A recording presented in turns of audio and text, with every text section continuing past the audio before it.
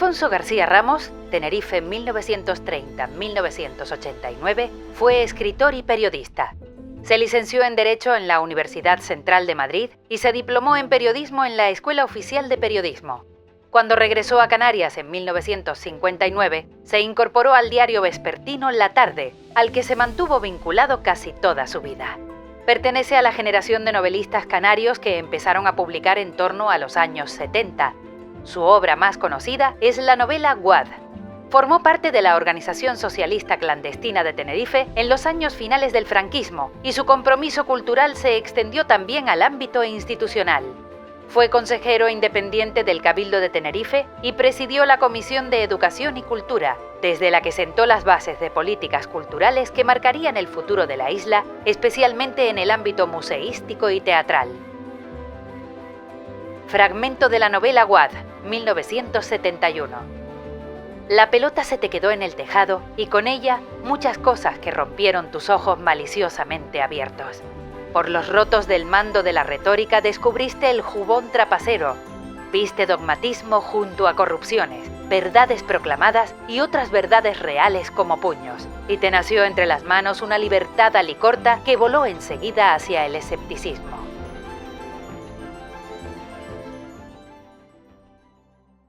El papel de Alfonso García Ramos fue un papel de transición, digamos, entre épocas literarias. O sea, él, aunque cronológicamente se podría situar efectivamente en la narrativa canaria de los 70, yo creo que desde el punto de vista literario, estilístico, él era algo más. De entrada porque él empezó a escribir bastante antes, ¿no? Él empezó a escribir ya en los años 50. Durante los años 60 fue madurando su prosa, consolidándose, comenzó a ejercer el oficio de periodismo y es verdad, eso sí, que su novela, pues como más conocida, es más popular también, Guad, sale publicada en los años 70. Pero en realidad él estilísticamente, desde mi punto de vista, tiene poco que ver con, pues, por ejemplo, un Isaac de Vega o los Fetasianos, un Víctor Ramírez o incluso Rafael Arozarena con su famosa Mararía. Alfonso García Ramos siempre fue un poco rara avis, digamos. Él quiso representar o retratar el final de una época a la que él de alguna manera pertenecía y transitar hacia esa otra época que no se sabía demasiado bien qué iba a ser. Iba a ser una Canarias democrática, una Canarias con una base económica centrada fundamentalmente en el turismo, modernizada, una Canarias diferente. En ese sentido, a mí me cuesta personalmente insertarlo en un grupo, un movimiento literario, en una escuela literaria concreta y determinada, porque él es verdad que fue muy rara avis, aunque sí es verdad que sí se podría decir que ejerció su influencia sobre todos estos autores que mencioné antes. Yo creo que fue siempre un gran lector, fue sobre todo también un niño lector, un niño que padecía, decía él, de la garganta, con lo cual pasaba muchas horas encerrado en esta laguna que hoy está así lluviosa. Entonces, desde muy pequeño, pues eso, yo recuerdo en casa los libros en aquel momento de Guillermo Brown, de Richmal Crompton o los cuentos de Sopena, pero él leía todo lo que encontraba. Entonces, después de mayor, porque en su casa no había una gran biblioteca, ni mucho menos, después de mayor me contaban, porque yo casi todo lo que sé es porque me lo han contado, porque con él no tuve tanta oportunidad de hablar muchas cosas, es que iba a la biblioteca, en la propia biblioteca de aquí de la universidad, a sacar libros y que así se leyó, por ejemplo, la obra completa de Pío Baroja, porque le encantaba, ¿no? Pero como eso, pues muchas más cosas. Sé que luego también ya de estudiante universitario y en los años cuando vino también de Madrid, podía comprar libros en esas trastiendas de la libertad que llamaban las librerías que en Santa Cruz vendían libros prohibidos, que traían de Rodo Ibérico, de las editoriales mexicanas y argentinas, libros que estaban en las listas de libros prohibidos en España. Entonces, pues también en casa pues estaban todas esas obras de teatro de Lorca, muchas cosas que era difícil a veces encontrar. Luego, pues entiendo, por como nos pasa a todos, que a medida que se iba involucrando en su perfil profesional y político después, tenía menos tiempo para leer, pero también lo recuerdo en los veranos, en los veraneos en San Agustín, pues llevándose el cargamento de lo que era la literatura hispanoamericana del boom, ¿no? García Márquez, Vargas Llosa, Carpentier, con ese afán por leer y por saber que se estaba escribiendo en todo momento. Pero de la misma manera que empezó a leer y a leer de forma ávida cuando era niño, también él contaba que le habían regalado un teatrito de cartón y que empezó pues aprendiéndose de memoria los guiones y haciendo interpretaciones con aquel teatrito, pero cuando se aburrió empezó a crear él mismo sus propios guiones, ¿no?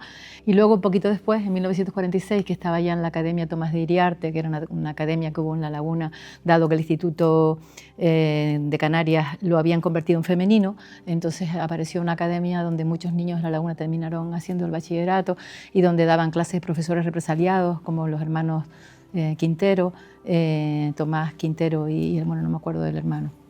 Y donde también llegó a dar clases María Rosa Alonso, recién llegada de Madrid. Entonces eso, y les hablaba, él decía de Lorca, de Cernuda, de toda la generación del 27, les leía en clase, les contaba anécdotas de la residencia de estudiantes. Todo eso conformó como en él esa necesidad también, yo creo, de escribir, que luego pues empezó con un periódico en esa misma academia que se llamaba Ecos del Iriarte, y ahí también empezó a publicar sus primeros artículos. Luego llega a la universidad y bueno, la entrada a la universidad en aquellos momentos era obligatorio afiliarte al CEU, el sindicato falangista, si no, no podías matricularte. Y en su caso pues también empezó a participar en la revista Arriba España, que era falangista, pero era la única que había. Hasta que esa revista creo que desapareció y ellos montaron otra revista que se llamaba Nosotros, donde estaban pues mucha de la gente que luego conformó parte de esa generación de escritores y periodistas que es la suya, ¿no? La de esas edades. Guad, como dice Gregorio Salvador, de su propio autor, pero también de la novela, pues en fin, hay que echarle de comer aparte, ¿no? Es una novela muy rupturista a todos los niveles y que era algo que no se había escrito de esa manera y sobre esos asuntos y temas con esos personajes hasta entonces, digamos, ¿no? Entonces, digamos que de alguna manera conoció el éxito también a escala canaria, aunque Guad es una novela que merece ser conocida en todo el mundo panhispánico y más allá, puesto que ha sido traducida también.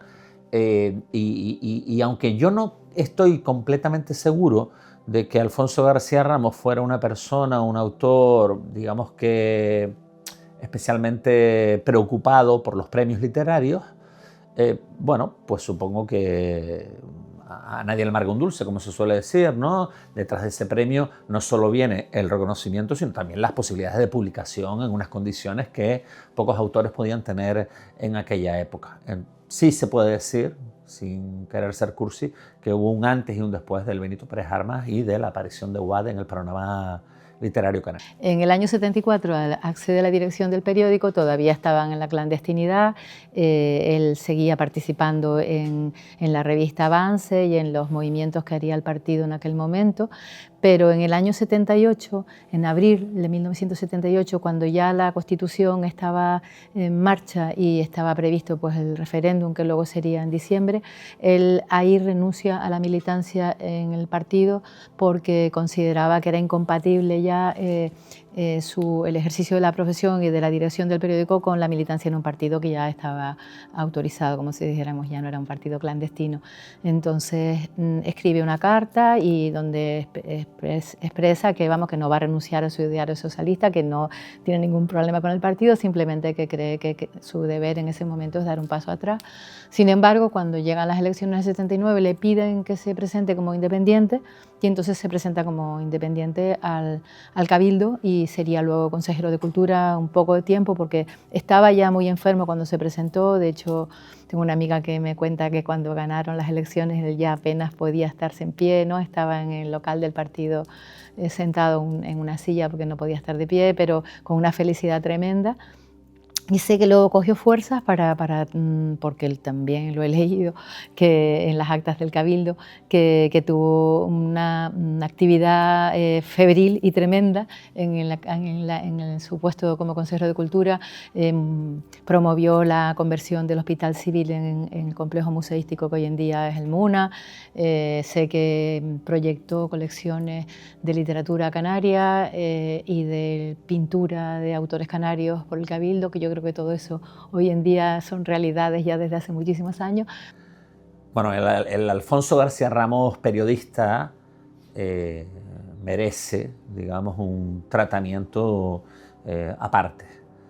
Alfonso García Ramos le dio la vuelta como un calcetín al diario La Tarde, que era un diario pues profundamente franquista, digamos, desde sus principios, absolutamente convencional y hasta totalmente comprometido con la dictadura y los poderes fácticos.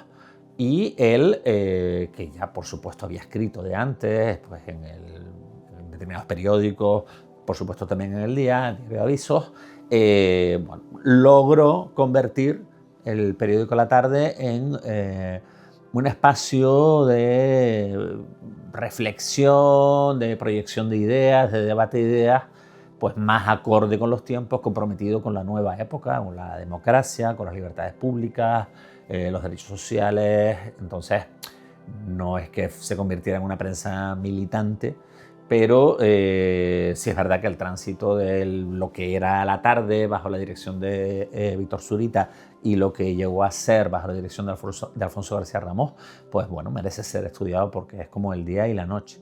Al llegar a Madrid traba relación con el sereno de su calle, que era ugetista, y él es quien le imbuye de las ideas socialistas, ¿no? Que después se seguirá nutriendo de las mismas porque participa en los movimientos estudiantiles del año 56 y ahí termina por afiliarse a la Asociación Socialista Universitaria, la ASU. Y de ahí luego ya sería su compromiso posterior con el Partido Socialista, que yo creo que ya es cuando llega a Tenerife, pero en Madrid fue en la ASU donde él militó. Él tuvo muy claro que él quería ser el consejero de cultura de todos, de los que le habían votado y los que no, de los que se sentían afines a sus ideas, digamos, o a las ideas del Partido Socialista, del programa con el que él se había presentado, y los que no. Y tuvo este gesto poco habitual de renunciar a su militancia o a su pertenencia al Partido Socialista Obrero Español, aunque no a sus ideas. No es habitual, desde luego que no, no es lo que nos encontramos en las lides políticas. Y yo creo que, bueno, no deja de ser un gesto de honestidad. No digo yo que todo el mundo tenga que hacer exactamente lo mismo, pero sí uno aprecia o quiere apreciar esa voluntad de representar más allá de las siglas. En cuanto a su labor periodística, pues yo creo que era más difícil, digamos. Era más difícil porque al final un periódico no deja de ser también el altavoz de unas ideas, y se hace difícil conjugar ese papel de consejero de cultura de todos y todas las tinerfeñas con el director de un periódico que, quieras o no, sostiene unos puntos de vista determinados que, bueno, se supone que están en coherencia con lo que tú defiendes, pero que no van a ser nunca jamás los ideales, los valores y principios de todos los tinerfeños y las tinerfeñas. No pueden serlo. Quizás vería más contradicción por la parte periodística, digamos, que con su vocación de, digamos, que casi que de activista de la cultura, que desempeñó no solo en su faceta política, sino en su faceta también de animador de la vida cultural, sobre todo en La Laguna y especialmente al frente de la institución del Ateneo de La Laguna, tan querida para él.